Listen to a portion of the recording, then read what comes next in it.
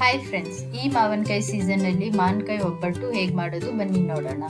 First ಚೆನ್ನಾಗಿ ಮಾವಿನಕಾಯಿನ ತೊಳ್ಕೊಬೇಕು. ತೊಳ್ಕೊಂಡ ನಂತರ ಈ ರೀತಿ ಕಟ್ ಮಾಡ್ಕೋಬೇಕು.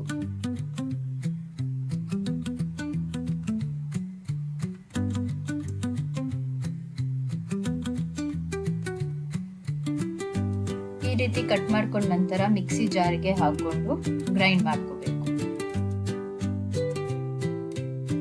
ಆದ್ಮೇಲೆ ಒಂದ್ ಕಾಯಿನ ತುರ್ಕೊಂಡು ಅದನ್ನ ಸಪ್ರೇಟ್ ಆಗಿ ರುಬ್ಕೊಳ್ಳೋಣ.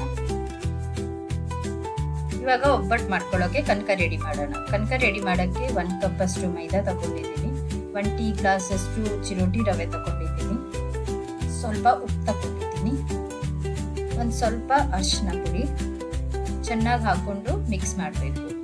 ಮಿಕ್ಸ್ ಮಾಡ್ತಾ ಮಾಡ್ತಾ ಸ್ವಲ್ಪನೇ ನೀರು ಹಾಕೊಂಡು ಮಿಕ್ಸ್ ಮಾಡ್ಕೋಬೇಕು.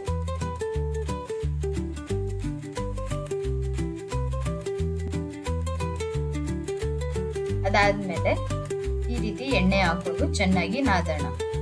ಚೆನ್ನಾಗಿ ನಾದಬೇಕು, ಅದು ಒಂದು ಒಳ್ಳೆ ಕನ್ಸಿಸ್ಟೆನ್ಸಿ ಬರೋ ತನಕ.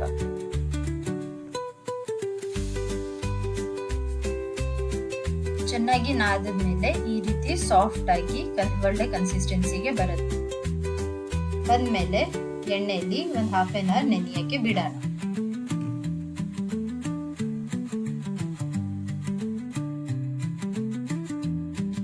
ಇದು ನೆನೆಯಷ್ಟರಲ್ಲಿ ಬನ್ನಿ ಪಾಕ ರೆಡಿ ಮಾಡ್ಕೊಳ್ಳೋಣ. ಪಾಕ ರೆಡಿ ಮಾಡ್ಕೊಳ್ಳೋಕೆ ಫಸ್ಟು ಬೆಲ್ಲನ ಚೆನ್ನಾಗಿ ಪುಡಿ ಮಾಡ್ಕೋಬೇಕು. ಈ ರೀತಿನಲ್ಲಿ ಈ ಪುಡಿ ಮಾಡಿದ್ಮೇಲೆ ಸ್ವಲ್ಪ ನೀರು ಹಾಕೊಂಡು ಅದನ್ನ ಕನಕ್ಸ್ಕೋಬೇಕು.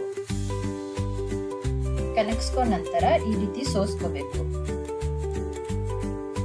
ಸೋಸ್ಕೊಂಡ್ಮೇಲೆ ಆ ಸೋಸ್ಕೊಂಡಿರೋ ಪಾಕದ ಒಳಗಡೆ ರುಬ್ಬಿಟ್ಕೊಂಡಿರೋ ಕಾಯಿ ಹಾಕೊಂಡು ಮಿಕ್ಸ್ ಮಾಡ್ಕೋಬೇಕು.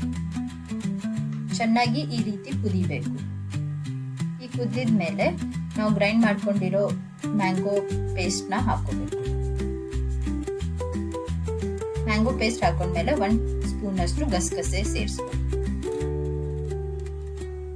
ಗಸಗಸೆ ಸೇರಿಸಿದ್ಮೇಲೆ 1/2 ಟೀ ಕಪ್ ಅಷ್ಟು ರವೆ ಹಾಕೋಬೇಕು.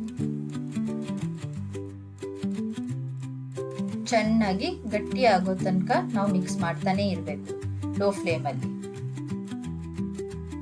ಸ್ವಲ್ಪ ಏಲಕ್ಕಿ ಪುಡಿನ ಆಡ್ ಮಾಡ್ಕೋಬೇಕು. ಆಡ್ ಮಾಡಿದ್ಮೇಲೆ ಚೆನ್ನಾಗಿ ಈ ರೀತಿ ಮಿಕ್ಸ್ ಮಾಡ್ಕೋಬೇಕು. ಈ ಮಿಕ್ಸ್ ಮಾಡಿದ್ಮೇಲೆ ಈ ತರ ಒಬ್ಬಟ್ಟಿನ ಹೂರ್ಣ ರೆಡಿ ಆಗುತ್ತೆ.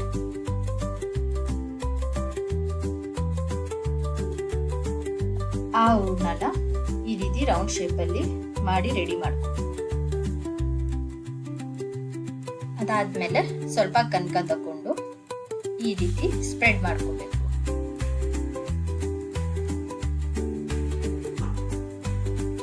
ಈ ತರ ಸ್ಪ್ರೆಡ್ ಆದ್ಮೇಲೆ ನಾವು ಮಾಡ್ಕೊಂಡಿರೋ ಹೂರ್ಣನ ಒಂದಿಟ್ಟು ಚೆನ್ನಾಗಿ ಕವರ್ ಮಾಡ್ಕೋಬೇಕು. ಕವರ್ ಮಾಡೋ ನಂತರ ಇದನ್ನ ಚೆನ್ನಾಗಿ ತಟ್ಟಬೇಕು.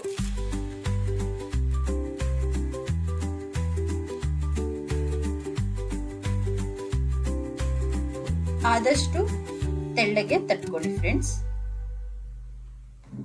ತಟ್ಟಾದ್ಮೇಲೆ ಈ ರೀತಿ ಹೆಂಚ್ ಮೇಲೆ ಬೇಯಿಸ್ಕೋಬೇಕು.